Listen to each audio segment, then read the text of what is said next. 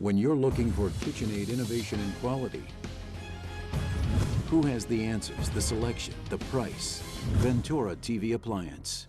With billions in nationwide appliance buying power, more than Home Depot and Best Buy combined, will help you save. Our low prices on Energy Star qualified KitchenAid appliances save you energy and money, and pay no interest on select models when paid in full within 12 months. Ventura TV Appliance, serving you since 1951. Tired of waiting and waiting and waiting just to see how the weather will be tomorrow? First Alert No Wait Weather with Austin Reed has you covered. Get tomorrow's forecast and the 5-day outlook in less than a minute and at a convenient time. Weeknights between 6 and 10 p.m. only on KVHF 4, KVDC 13, KPID 31, and VTV Fresno. First Alert No Wait Weather, brought to you exclusively by the Ventura Broadcasting Company. Hi, I'm John Mallos. Welcome to this live edition of Connect with Me on the showroom floor at Ventura TV on this Tuesday. The focus is on business. One of the oldest businesses around in the Central Valley dates back to the 1800s. We'll tell you what that business is, and the two general partners are here. 436 Me TV, option 11. Back with our business segment in just a moment. Tonight I want to discuss the importance of the television medium to the American people.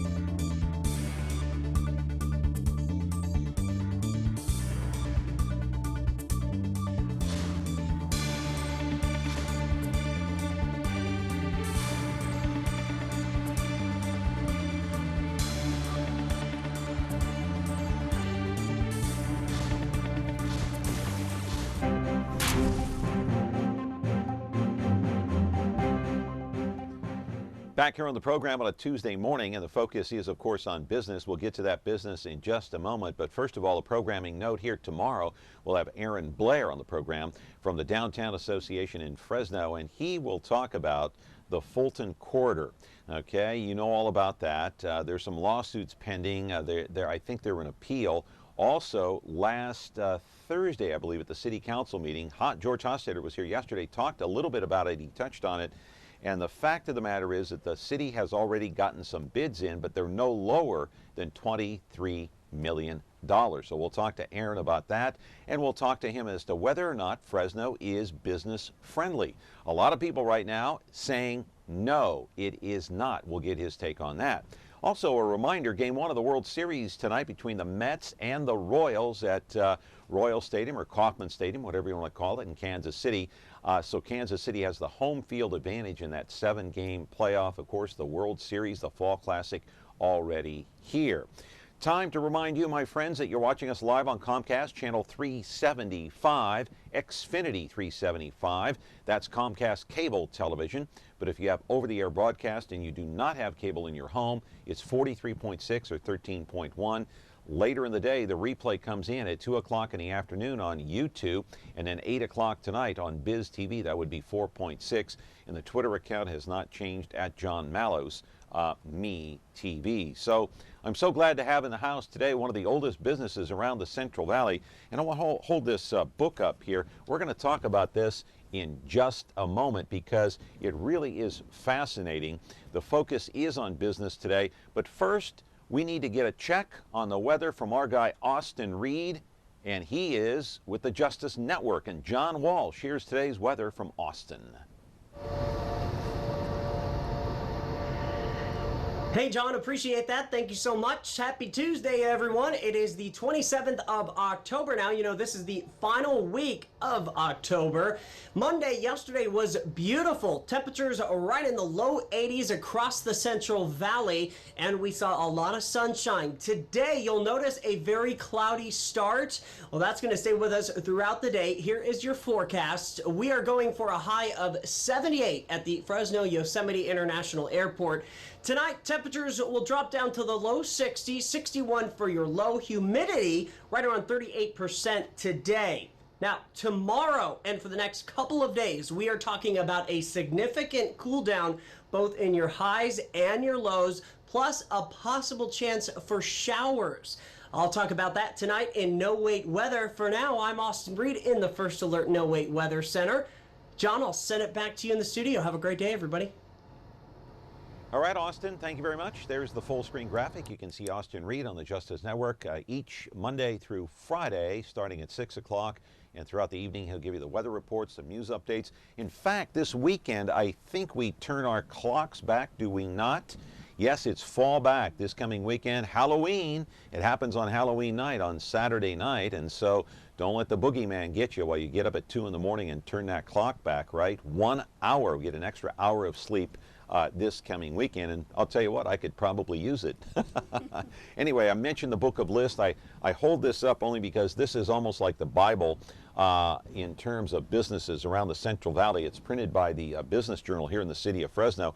So not long ago, I scanned through this large book and going through it, talking about some of the oldest businesses in the Central Valley, and I was shocked to find out how far this business goes back. It's the law firm of Shepard, and Janian in Selma, founded in 1883 by Elmer E. Shepard. I want to put his picture up on the screen. Let's take a look at Elmer. There is Elmer right there. I want to keep that up there and talk about Elmer just for a minute here. The place is still going strong, the business that is, now owned and operated by his grandson. Elmer was born in Wisconsin and moved to California in 1878. All of this after getting his law degree from Hastings, which is located in downtown San Francisco. Elmer passed away, though, in 1935. Hey, how about his son, Chester? Let's change the graphic and put up Chester. There he is. Just before he did pass away, he left the business to his son, Chester Shepard, seen here in a photo taken not long ago, well, kind of long ago, I guess, who then passed it on to his son, John. There's John Shepard, pictured right here, and the rest is history, my friend. Live in our studio is John's son, Jeff Shepard, along with his partner, Paulette Janian. They are both here to talk about the family business, how it all began back in the 1800s. A fascinating story. We'll also tell you what the law firm specializes in. You might be surprised. He is not a defense attorney. He may not be as well known as some of the big-time attorneys here in the city of Fresno that are on television all the time, going to court, big-time criminal cases, but he is has one of the oldest firms in the entire Central Valley. It's the law firm of Shepard, and Janian. They are both here, and we're going to talk to you too and take your phone calls. You might ask our two experts right here, two attorneys, some advice. We'll talk about that and much more. 436-ME-TV, option 11. It's Shepard, and Janian, the law firm dating back to 1878. Oh my goodness. You know, I was born just a year after that. Back with our program here in just a moment. Hello, I'm John Walsh. The Justice Network is seen here in Fresno and made possible by the Ventura Broadcasting Company. To see how law enforcement all across Central California are fighting crime, watch Local Choice with Austin Reed, where you'll see interviews and special reports with those who keep us safe every day. Local Choice with Austin Reed, daily on the Justice Network, Fresno, exclusively on KVBC Channel 13.5. When you're looking for KitchenAid innovation and quality, who has the answers, the selection, the price? Ventura TV Appliance. With billions in nationwide appliance buying power, more than Home Depot and Best Buy combined, will help you save. Our low prices on Energy Star qualified KitchenAid appliances save you energy and money, and pay no interest on select models when paid in full within 12 months. Ventura TV Appliance, serving you since 1951. All right, so 1878 is when Elmer moved to California from Wisconsin, and then in 1883 is when he started the practice out in Selma. That's a long time ago. Do all these dates matter? Of course they matter, because it's recorded history right here in the Central Valley. But I welcome in his grandson, Jeff. Good morning to you, sir. How are you? Good morning, John. I'm good, thank you. And Paulette Janian, she is your partner. You guys are partners, general partners, right? That's correct. How long have you been together? We've been together since I came in the firm in 1977. Ooh, that's a long time ago. Now, you guys, you went to high school together. Tell me a little bit about that, Paulette. Well, we actually started probably kindergarten, elementary school. Together? Really? In the same Selma class? High School. Yes, most of the time we were in the same class. We graduated in 1964. Okay. And then I went on to Fresno State. Jeff also started Fresno State, I believe. Yes. But his education was interrupted because of the Vietnam War. Jeff was drafted. I was not. Yeah. So that's why I'm Yeah. the senior partner. Yeah. I came to be a partner with his father. And then Jeff joined us about 7 years later, I think. So in terms of the pecking order, you're higher than he is. I'm the senior partner. Wow. Isn't that amazing? So technically, she's your boss. Correct. And do One you of 5 follow bosses. orders pretty Yes. well? Or Yes, you I do. You do. All right. Yeah, You've I got to have- get her coffee in the morning. I have 5 bosses. Well, Which we ones are bo- those? Well, Paulette and a staff of 4, and then of course my wife. So. Okay. We, All right. we both have one boss, and that's Racine, because she's been with the firm for 55 years, going on 56 years. And so we all listen to her. How does that happen? I mean, I look at Ventura TV, and I think this a long time. This place has been around here. 1951 it started, of course. And I look at your firm, and you have people that have been there, like you said, 55 years. Your great-grandfather started the place. Elmer started this thing in 1883. How and why such stability? Where does that come from? How do you Well, explain it? I can't explain it all. I know from experience and growing up in my family that there was no pressure on any of us to become attorneys. I have a brother and a sister, and they've both done well in life but not pursued the law. I came to the law late, started law school when I was 28, which is pretty late in life for a lot of people,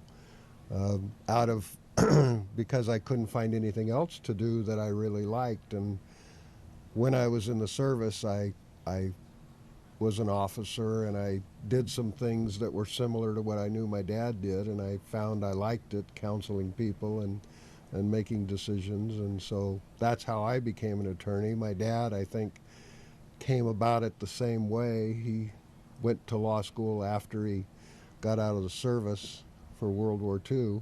And so that's, it's more by chance than by plan, like a big corporation or a family company like Reese Foods, or Shahadi's with Producers Dairy. They actually have a plan in place for succession planning for the family to continue to operate the businesses.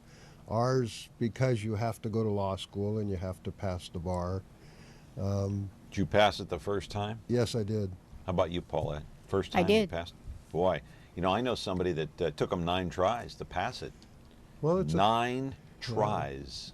a tough test. Perseverance. Yeah. Yeah, perseverance. But that tells you how difficult it is. And it doesn't Yes. matter how smart you are or how high your IQ is.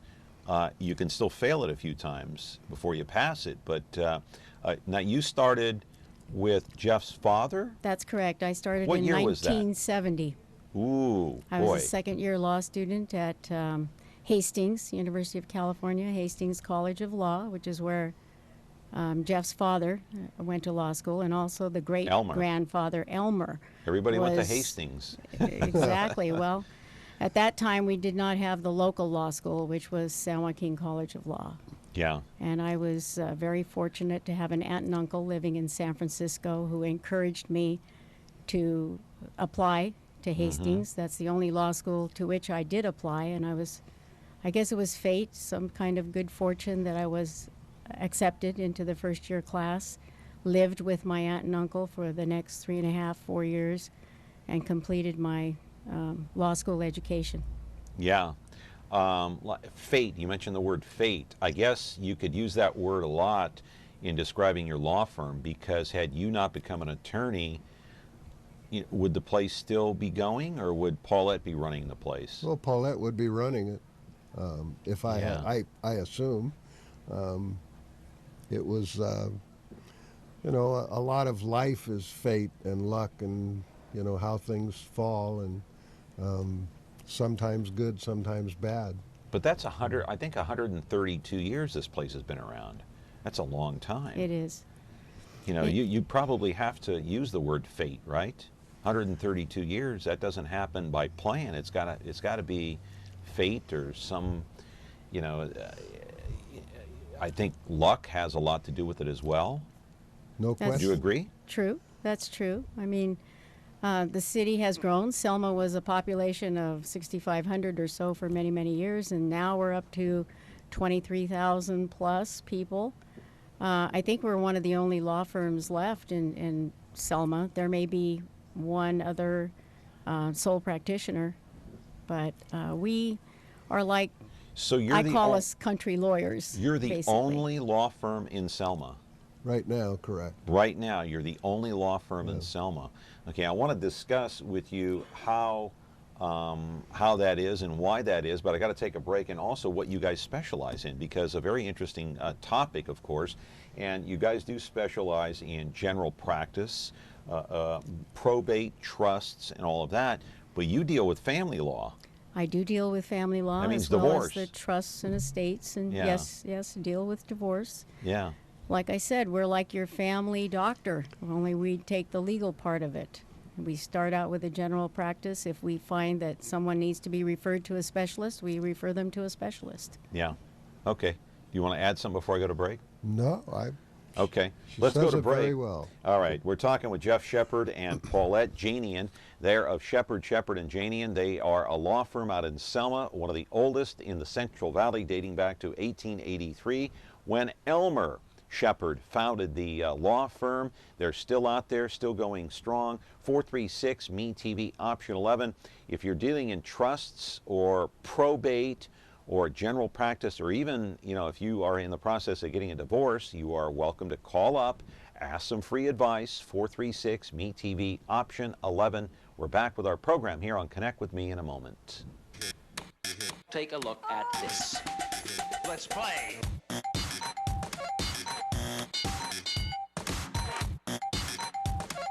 This is too hip for you. I'll slow down. Let's play.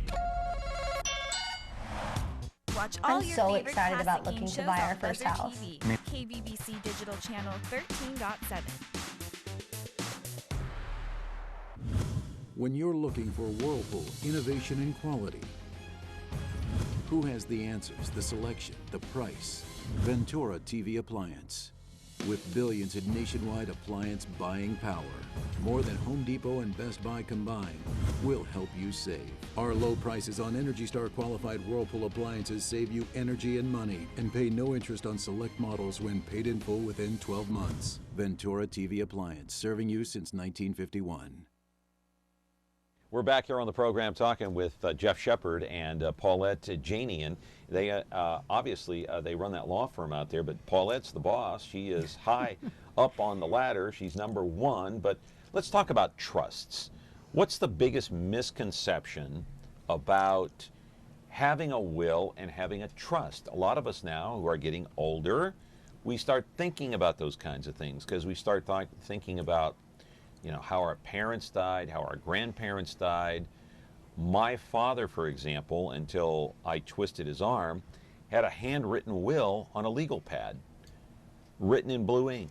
Mm-hmm. And I urged him to go to an attorney and get a legalized document, a trust that's typed out and notarized. What's the biggest misconception? I think the biggest misconception about trusts is that it eliminates all the issues that come up after somebody passes and going really? to the Tell me next about gen. that. Well, be specific. Well, because I have a trust, for example. Specifically, when you die, your next of kin is going to inherit your property, but it's going to take 4 to 6 months before they really receive anything, other than the small, you know, the small things. But the money and the property and whatever there is, it takes time to do all the things that have to be done. For instance, if you died today, your income tax for this year would have to be completed. The 1099s don't come out until the end of next January or early February. So that couldn't be done till then. We can't distribute the money in your estate till we know what the tax bite is. property has to be appraised before it's passed on. And then it has to be, title might have to be cleared up. So it's, trusts are a very effective tool. They prevent the need for going to court in most cases, but it's not an end-all cure-all to the process of getting the property to the next of kin. Well, wait a minute. I was told, Jeff, that when I got my trust, I could sleep at night knowing that if I died, my checking account, I wouldn't have to worry about it. It'd go to my kids. I have a house. It's going to go to the kids. It's in the kids' name. Now you're telling me something different. I do have to be concerned? Why? No, you don't have to be concerned, but it just takes time. Okay. And the idea that you die, you're buried, they go to the attorney and everything's turned over to them, that's not the way it happens. There are a lot of legal obligations that you have that don't die when you die. The mortgage on your house still has to be paid if you still owe one. Have to keep insurance on all the property until it gets passed on, and then hopefully the heirs put the correct insurance on it. The taxes, as I said, have to be paid. The income tax for the state and federal government. And the business of running your estate has to be run. You have a successor trustee who will take over, but they can't sign on accounts unless they're already on them until there's a death certificate. That doesn't come out for 2 or 3 weeks from the county office. So it doesn't happen immediately. It's about the same time as a probate, which takes about 6 months, which is a court operation, but it costs a lot less than a probate. So if I have money in my checking account, which I do, and I die today, that's heaven forbid, but my kids are minors, so whatever money I have in there, won't that transfer to them automatically? Only if you have a pay on death on the account. If it's in your trust, then it will go to the trustee, the person you picked to manage the affairs of your estate until they get to be the age that you've picked for them to receive their inheritance. In other words, you have a successor trustee, a trusted friend or brother, sister, somebody you're close to who you know will take care of them So I have to appropriately. put on the accounts at the bank or in the trust pay upon death? Well, the problem with that is if you put that to your children, they're minors, so they would not be able to access the money until they turned 18. Nothing wrong with that. They can't spend it now anyway. No, there's nothing wrong with that. But then when they turn 18, they'd get it all. And if you have a lot, or if you just have some, you don't want it all to go in the first week they're 18, going out and buying the best car they can buy, or spend it on a trip somewhere, and then it's gone. Most 18-year-olds, I certainly was not mature enough to handle money when I was 18. Paulette, what about you? Hi, let's get your take on the trust situation. Do you agree with Jeff? I do, but to me, one of the bigger misconceptions is that everyone needs a living trust. That's not necessarily true. Really? I like to meet with people, learn a little bit about their family, learn a little bit about the assets that they own, because in our office, setting up a living trust is quite a bit more expensive than having a simple will. In other words, there are other ways of avoiding probate than just having a living trust. What are some of those ways? Well, if a person, let's say, is older and has no minor beneficiaries and they're renting an apartment or renting a space in a mobile home park and all of their assets are cash and maybe some life insurance, then with the named beneficiaries, there are ways to avoid having to go to court. There are many people who have written wills, and not all wills are filed for probate. If assets are insufficient or pass through beneficiary designation, then there may be no reason to probate a will. So not everyone needs a living trust. The other thing is you can't name minors as, well, you can name minors as pay-on-death beneficiaries or beneficiaries of a 401k, simple IRA, or life insurance. But if they're under 18, there needs to be either a trustee as part of a trust or a will situation set up where you can extend the child receiving the asset until a certain age, 25, 30, 40, whatever the parent deems appropriate. So you don't have to put pay upon or there death. has to be, or there has to be a court-appointed guardian for the child, which goes to age 18. Okay. A minor over the age of 12 can nominate their own guardian. A parent can nominate a guardian through a will or a trust, and that is a court-appointed individual, and accountings have to be done to the court periodically. These are all expenses and procedures that are avoided with a properly drafted living trust. Right, but along with the trust, you have a will, right? Right. Do you not talk about your life expectancy, what you want done, right? It's called a healthcare directive. Am I right? Does that accompany the trust? Yeah, with our trust and most attorneys, you also get a financial power of attorney. Okay. That takes care of, so somebody can step in and take care of your financial decisions for non-trust items. You get an advanced directive or healthcare power of attorney also, so that somebody can speak for you and let the medical staff know your wishes with regards to your medical care if you're unable to say what you want. Right. In other words, if you want someone to pull the plug, well, that's a simple term, a simple way of saying it. You don't want to live on a machine. You want them to pull the plug so you don't have to suffer. Right. You put that in the healthcare directive. Yes, and also with the new HIPAA laws, the Health Information Portability and Privacy Act, it's a federal law that prevents medical providers from giving any information without your consent to anybody, including your family, unless you have a written waiver of that. So that has to be in the will or the healthcare directive? In the healthcare directive. So you have to offer in there a waiver of the HIPAA law? Yes. So that so the doctor can give them information about your medical condition? That's correct. Wow. I have to check my trust and see if that's in there. Well, it's in your healthcare directive, and if. But I don't know that it's in there. I have to check it. If you're conscious, you can give that orally. But if you're not, if you have a stroke and you can't talk, then you can't give it out. Right. So how do I know it's automatically in mine unless I check it? Well, you have to read it. I have to read it. All right. 436-MeTV, option 11. Call in, ask a question. It's free of charge. No charge today. We're giving some free advice here from Jeff Shepard and Paulette Janian. And so they have a law firm out in Selma talking about trusts and wills and healthcare directives and all your finances. Who are you leaving them to once it's your time to go? Once again, 436-MeTV, option 11. Back in a moment.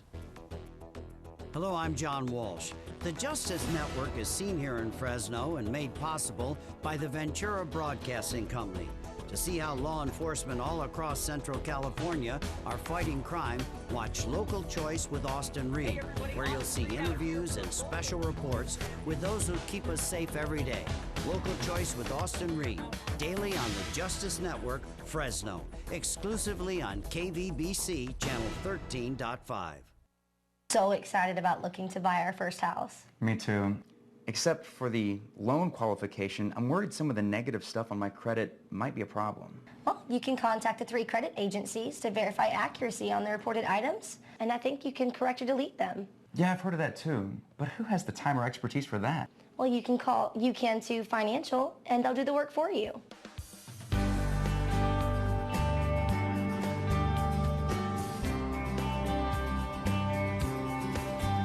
UKIN2 Financial is a national marketing company that offers credit repair, education, and score enhancement through National Credit. With their team of experts, they can guide, educate, and do the dispute process with all 3 credit agencies, Experian, Equifax, and TransUnion. Call 888-510-7120. Again, call 888-510-7120.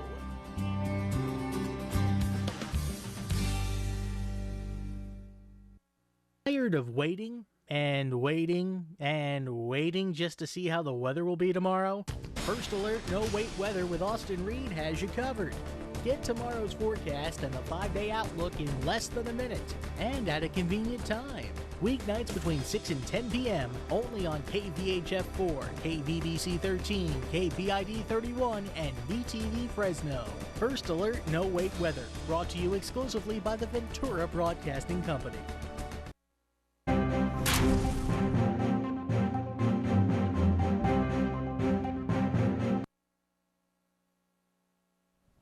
We're back here on the program talking law, my friends. This is the Law Show today, and we are joined, of course, by Jeff Shepard and his partner in the law firm. She's the boss, though, Paulette Janian, and she's been there since 1970. You're one of the first female attorneys around, huh? Back in 1970? I go back a ways, yes. Yeah, I go back a ways. You were hired by his father, John, right? That's correct. John was his father. That's Good name, correct. by the way. That's correct. So what was, caller, hang on a moment. So what was John's overall philosophy in terms of equal pay, equal hire of women? You're talking 1970. There was no talk of equal anything back then. Well, even prior to that point, Chester and John had hired Pauline Davis Hanson. Okay. And so she was one of the very first attorneys, female attorneys in Fresno County. Mm-hmm. And I'm proud of the fact. What year was that? I don't know what year that was. Okay. She later went on to work for the Court of Appeal and then became one of our first female Superior Court judges. But what do you remember Fresno about County. John?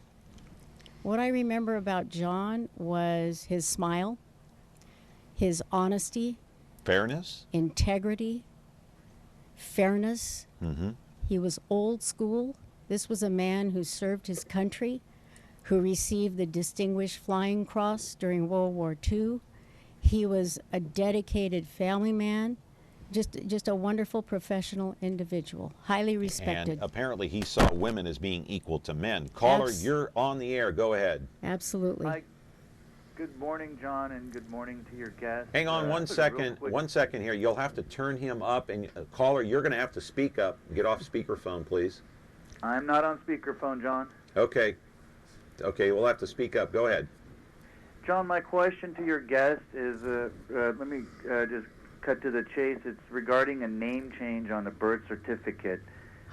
My son's name, the last name is not correct, nor is my name correct. Basically, I was going through a name change right before he was born.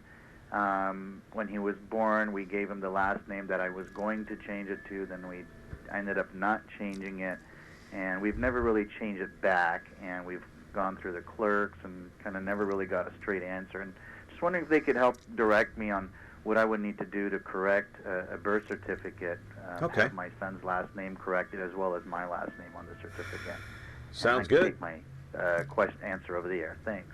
You got it. Thank you for the call. Okay, who wants to pick that one up? Well, that's a difficult issue. I would start by searching the website for the California Department of Vital Statistics to see if there are some forms that could be filled out.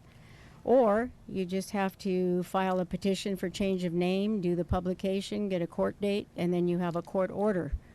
With a court order, you can definitely Do you have to go to court to do this? Yes, you have to file a petition with the court. Oh. You have to publish a notice of change of name in the newspaper once a week for 4 weeks. And then there's a court date set. You prepare an order. So anytime there's a certified copy of an order, you can get the registrar to change a birth certificate. So if I wanted to change my name to Mickey Mantle, I have to go and stand before a judge, file all the paperwork, stand before a judge, and get it done, huh? That's correct. Wow, I did not know that. I thought it was just filling out paperwork. Interesting. See, I learned something The today. only time you can do that Caller, hang on a moment. is if you're a woman and you get married. then you get a choice. Oh, okay. All right. Then you have it. Yeah, it's different then if you get Yes. married. Caller, you're on the air. Go ahead. Hi, my parents have their estate in the living trust, and unfortunately, my father passed away this past Christmas, and he had significant holdings.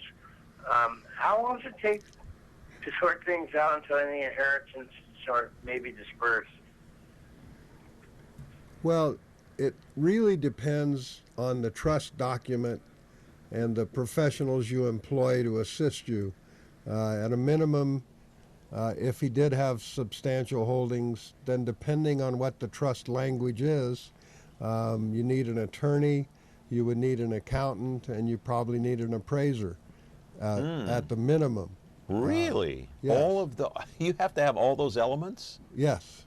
Incredible. Well, he's stated that his dad had substantial holdings, and there are tax implications with substantial holdings. And both. Are you talking about inheritance tax and all Well, that? inheritance tax, you have to have real substantial holdings for that to come into play. Okay. You have to have over $5.3 million.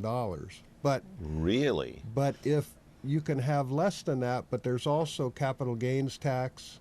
So you get a stepped up basis when you inherit property. If dad paid $1,000 an acre for a ranch and now it's worth $30,000 an acre, obviously you want the stepped up basis if you're going to sell it. Yeah, you're going to have an attorney, because who among us that is a normal person like you and me can figure that stuff out? I can't.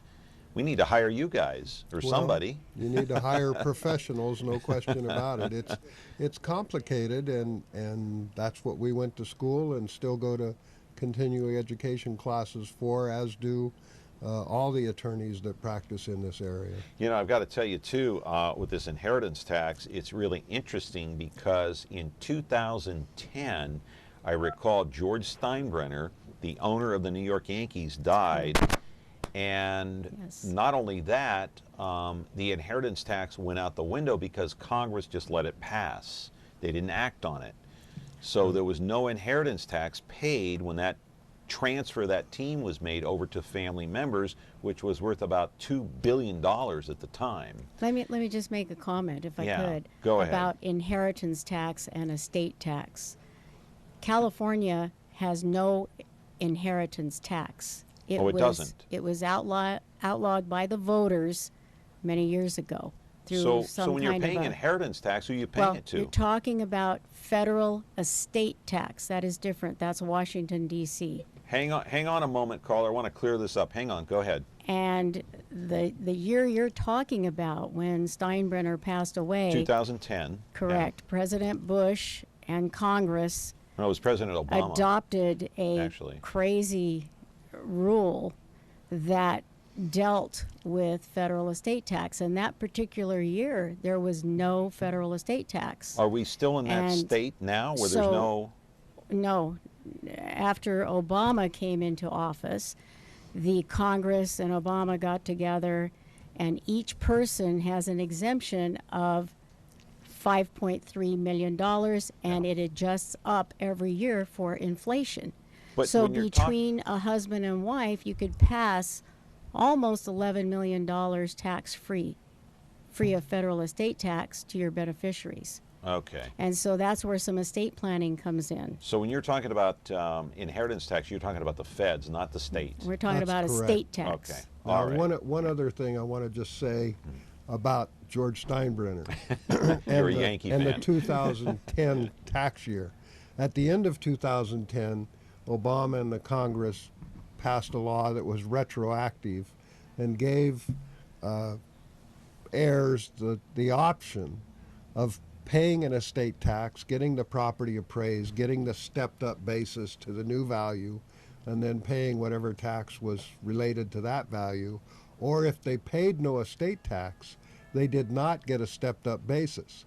So in George Steinbrenner's case, he didn't pass the Yankees on at a $2 million value. $2 billion. $2 billion value. He passed it on at whatever he paid for it, which was a few $100 million. Yeah, back in the 70s. Yeah, so when those family members sell their interest, they're not going to have much of a basis. They're going to have a lot of capital gains. Capital gains, if they sell it at all. Yes. Yankees are probably worth more than $2 billion now. Talking taxes, talking estate. Caller, go ahead. You're on the air with Jeff Shepard and Paulette Janian. Yeah, I have a cousin on my father's side who's his mother died, and she left substantial rentals, like 11 of them. She left no will. They're Hispanic, so I guess they weren't used to that kind of stuff. So they just all assumed that they just let the oldest child, my oldest cousin, take care of everything. And she took the cream of the crop, and she took the best rentals, gave everybody what was left over, built herself a palace. And I told my cousin, you know what, man, I think you got shafted. Is he out of options? Can he still, try to do something, try to change things? Because they don't know about their laws, their rights, that kind of stuff. Okay. They're all here legally and everything, though. So caller, what's your question? What's your question? The question is does he have any options left? You know what I mean? Because the mother died, she left all these rentals. They left it up to the oldest daughter to handle it, and she took all the money. So your question is, what can you do? Yeah, what can you do? Is it too late now to do anything about it? It's out of probate, it's out of everything, and okay. He's done. That's my question. You got it. Thank you, caller. I appreciate it. How long ago, well, first of all... Caller's gone, but... I understand. First of all, you have 6 months to challenge a court order. So if there was something in the probate that was done incorrectly, then, and it's been more than 6 months, and they had proper notice of it, then they can't challenge anything now. Probate is a process where all the heirs get notice of what's going on. They're told who's going to be appointed to be the administrator or executor, and they're entitled to see all the documents. It's a public record. They can go to the courthouse and look up what the appraised values of all the properties are and how they are divided. So there's a lot of misinformation about estates, and there's also a lot of information that just isn't given out. Like a marriage or a partnership, communication is the key, and in a family relationship, telling everybody what's going on, all the brothers and sisters or cousins, whoever they are, keeping them informed as to the process and where they are is important. Yeah, so where does one go to get all this information from? Can they read it online, or is that information online not reliable? Can they see a professional like you? And what kind of questions do you ask? How do you even know about estate tax, inheritance tax, this tax, that? I mean, there are probably so many things and items that the general public is not aware of. Where do you go to find all the variables? Well, you have to find an estate planning and probate attorney, okay, who practices. There is about 50 in the Fresno area. Because we practice in the area, we all know each other. I've found every one of them to be very honorable, and it's a credible, very congenial part of the bar. We all get along. We can call each other and, hey, what's going on with so-and-so or something. And it's not like the litigation part of the bar where everybody's adversarial. There are estates that become adversarial, but... Right. But like in a divorce. Like in a divorce. Sometimes. or where some kid feels he's been taken advantage of, or some trustees or executors do take advantage of their position, and they have to be removed or at least put some reins on them to hold them back. The caller that called in should advise his cousin to seek the advice of an attorney. If finances are a problem, then the cousin should contact the Fresno County Bar Association and ask for the attorney referral service, which entitles someone to pay a $35 fee and get an hour's consultation with an attorney. Okay. And because every situation is different, it could have been that the cousin's mother made some lifetime gifts to the oldest child, and maybe that child was the sole recipient Well, of like those Jeff said, you got that assets. 6-month period. Well, where that's you for can a file. that's for a court order. Okay. So in this situation, I mean, some legal advice should have been obtained once the family knew that there was some things going on and transfers of property, perhaps sales of property, and gee, where's my share of the money? That's the time to contact an attorney. I got a call here, and then I got two Okay. questions for you. Make it quick, caller. How are you? Short on time. What's your question, please? Real quick question. My grandfather left some property as far as rentals, supposedly for the daughter and the son, but he didn't make a will, number one. But he did write it down on a piece of paper. Is that as good as a will? It has to be certified or what in order for them to split it up? That's a great That's all I wanna question. Oh boy, that's a good one. My father did that, and caller, thank you for that question very much. So if you handwrite something on a legal pad, is that as good as having a professional do it? Well, it's as enforceable if it's all in the testator's handwriting. That's the person who died. Well, how do you verify that? Well, you've got people that can testify as to their handwriting, Yeah. the circumstances under which it was written. Yeah. The code says if it's all in the testator's handwriting, Uh-huh. dated and signed by the testator, with nothing else on the paper, then it's an enforceable testamentary. It's as good as decision. anything, right? It's as good as drawn by McCormick Barstow, the largest firm in Fresno. Never heard of them. No, I'm kidding. But it's when I came to the office in '77, Dad and Racine were in the process of probating or a will that was written on a roll of toilet paper. You're kidding. I am serious. A roll of toilet paper. It was written out down the roll of toilet paper. The gentleman said that's what he thought of the process. And It that, couldn't have been single ply. It had to be double or triple ply, and right? it was pink. Oh my God. And in that case, the writing has to be transcribed, typed out, so there's no question about what it says. And that was admitted to court, had all the toilet proper- paper was admitted to court? Yes, it was. It's in the files in Fresno. Was it enforceable? Yes. Wow. And another thing I want to say to the gentleman caller, he said I think one of them was his parents and the other one was his aunt or uncle. If you die without a will, the state of California gives you a will. And it says everything goes to the next of kin. If you're married and it's community property, it all goes to your wife or your husband. Uh-huh. If you're not married and you've got 3 kids, they share in it equally. Amazing. If you're married, if you're not married, you have 3 kids. One's died and left 2 kids. Then it goes 3 ways, and the 2 kids split their father's third. So, it doesn't go without a will. That it's not going to go to the state. Yeah.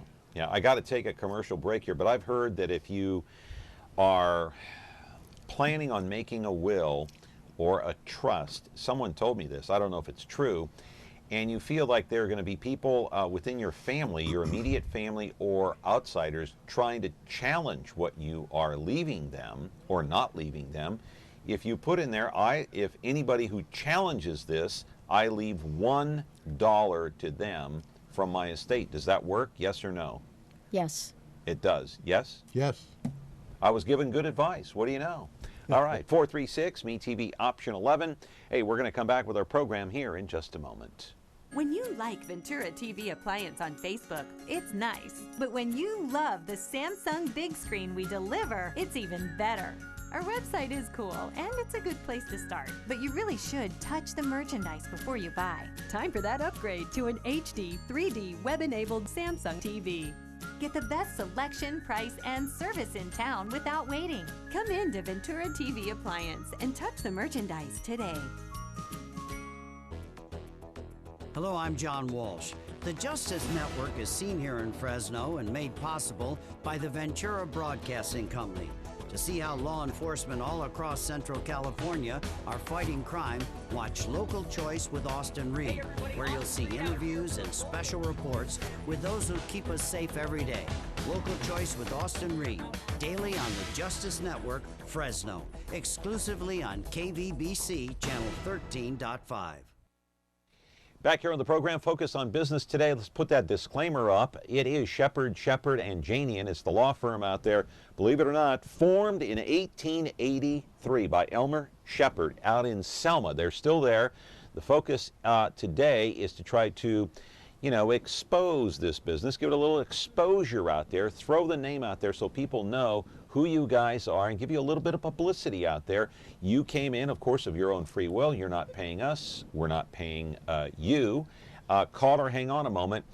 We try to focus on business here every Tuesday, if we possibly can, to try to help out small businesses in the Central Valley and try to help them succeed as much as Ventura TV has been a success here since 1951. Got a caller? Got to quickly go to this call. Short on time, caller. Go ahead. What is your question, please? I appreciate your time. Yeah, just real quick. What about all these commercials I see on TV about if I die, I have to, my kids will have to pay off my bills and credit cards and all that good stuff. Oh, that stuff. Oh yeah, I've seen just that. Real quick. Thank you. I have seen those commercials too. Yeah. Yeah. Well, your heirs only have to pay your bills if they receive assets from you. So if you don't have anything, yeah, and you have a lot of bills, your heirs don't have to pay your debts. So if your dad dies, leaves you a house, but there's a lien on the house, you got to pay the lien. If you sell the house, you got to pay that lien first, and then you get the rest if there's Correct. anything left. That's correct. Okay. Now, let me ask you also something. What if you have kids, but you're not married? And I'll just relate this to a man and a woman. Let's say a man owns a house. He has a girlfriend move in. Boom. The young man dies, but he's not married to the woman. Got 2, 3 kids, 4 kids, whatever. He has a trust and a will. Is that young lady who he was living with, his better half, not married though, his girlfriend, is she entitled to anything? She's not. She's not, unless Okay. he left her something in the will documents. or in the trust. Legitimate question though. So And it happens could all be- the and it- happens all the time. But it could happen the other way around. I mean, you could have a young woman who is, not married, living with a boyfriend, having kids. She suddenly dies. Does the boyfriend get anything? No. Same scenario. Okay. No, and we do not have common law marriage in California. Meaning? Well, some people have the impression that if you live together for 7 years, it means that you're married. That is not correct. It does not mean that you're married. No. No. Okay. How long do you have to live together in order for it to mean that you are married? It just doesn't no. exist We at do all. not have common law marriage. Not in No. California. Correct. So you could live to be 125 and it wouldn't matter. Wouldn't matter. Okay, so moving on to something else. I got a text from one of our viewers asking if they want a name change and they come and see you at Shepard, and Janian, would you guys help them with that? Yes. Certainly. Okay. All right. Hey, I do want to put up some pictures before I go. We did this in the monologue. Let's put Elmer up first. Keep Elmer up there. I want to put Elmer, your great-grandfather. Correct. What was his mission statement? What was his philosophy when he started this business in 1883? I think he was just looking for a profession that he could make some money at and provide a service to the community. He graduated from Hastings, too, in San Francisco, right? Yes, he was in the second class of Hastings. Wow. Can we change the picture to Chester? That would be your grandfather. Okay, so Chester, which was the son of Elmer, it gets confusing here. Did he carry the torch in the same way that Elmer would have wanted? He did. He carried the torch along with his brother, Okay. Uncle Art. They were Arthur. Yeah. Arthur. Arthur was a judge, The right? 3 of them were attorneys together, and then Arthur made it to the Superior Court in Fresno and then the 5th District Court of Appeals. Wow. Where he retired from. And then your father, John. Let's put John's picture up there. We'll talk about John, your father. What kind of a guy was he? He was my dad. He was scary and authoritarian, but a loving. My way or no way? He was a Marine. Yeah. Forever. And, but whenever I had a big problem, when I finally got the nerve to go talk to him, he was very compassionate and helpful and didn't make judgments about me or other people. He helped out whatever was necessary. Yeah. Absolutely amazing person. He never said to you once, "My God, Jeff, what are you doing?" He did say to me many times, "Jeff, I wish you could learn from my mistakes." Come on, did he ever say that? "My God, Jeff, what are you doing?" He was so much harder on Jeff than he ever was on me. My parents used to say that. "My God, what are you doing?" And I say that to my kids. Certainly. What are you doing? Yeah, he said, what are you thinking? I remember when he quit spanking me. I was about 5 years old, and we went into his room, and I got all ready. He was going to hit me with the belt, and he said, "Sit down on the bed," and I thought, "What's this? He's going to hit me somewhere else."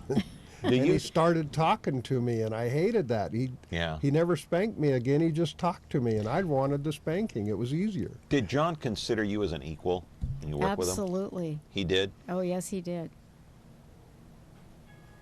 He was very good that way. He must have been, he was old school, but he must have been forward in his thinking. Absolutely. Yeah. Do you think all three are looking down right now and smiling? Elmer, Chester, and John? I hope so. What do you think? Oh, I think so. You know, when Elmer started the business, he didn't have enough money to have a horse and buggy. So every week on Fridays, he would walk from Selma to Fresno to the courthouse. What? To file his papers, and I always loved that story. And then How he long a finally walk is bought a that? horse and buggy. 15 miles. Jiminy crap. Okay, you got to give out your phone number and address before we go. How much time here, Austin? 2 minutes? 1 minute? 1 minute? Well, okay, who's going to do it? Phone number is 896-2111. One more time? 896-2111. Okay, and? Street address, 1814 East Front Street. Is that where it's Selma. always been? Since 56. All right. Where was it originally in 1883? It was around the corner on 2nd Street. Yeah. Yeah. Well, I appreciate you guys coming. One of the oldest businesses around the Central Valley, 1883, started by Elmer Shepard, and still going strong. Congratulations. Thank you, John. All right, ladies and gentlemen. Thank you, John. Thank you, Appreciate Paulette. it. And you stay Been a strong. pleasure. Keep him in line, will I you? will. You're the boss over there. That's right. All right. Thank you. Racine's the boss. Yeah, okay. All right. I apologize. Okay. So tomorrow, a reminder that Aaron Blair is going to be here. He is from the Downtown Association from Fresno. We'll get his take on the Fulton Mall.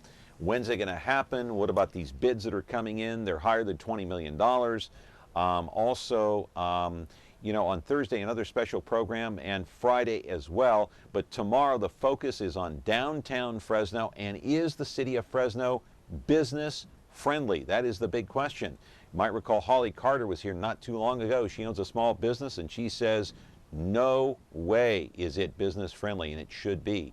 All right, see you tomorrow. Game 1 of the World Series tonight. See you then, and have a good day, everybody.